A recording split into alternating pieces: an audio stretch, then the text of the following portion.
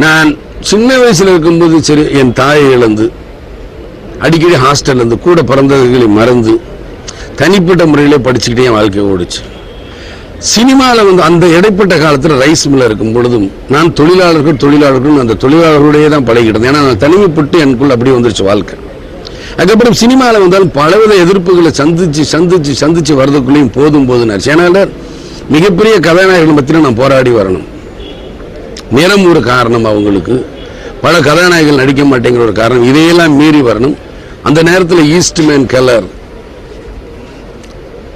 Fuji colour அப்படின்னா பெரிய கதாநாயகர்களுக்கு மட்டும்தான் எடுப்பாங்க. என்னை வச்சு எடுக்கும்போது ஆர்வ கலர்ல தான் எடுப்பாங்க. இதையெல்லாம் தாங்கி கொண்டு நான் நடித்த படங்கள் எத்தனையோ.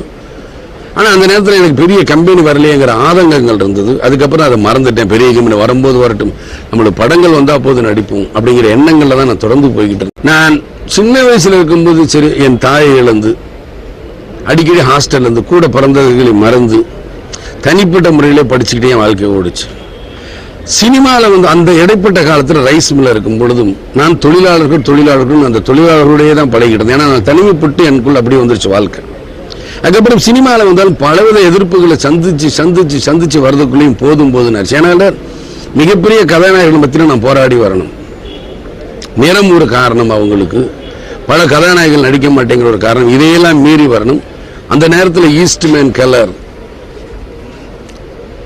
ஃபியூஜி கலர் அப்படின்னா பெரிய கதாநாயகர்களுக்கு மட்டும்தான் எடுப்பாங்க. என்னை வச்சு எடுக்கும்போது ஆர்வ கலர்ல தான் எடுப்பாங்க. இதையெல்லாம் தாங்கி கொண்டு நான் நடித்த படங்கள் எத்தனையோ.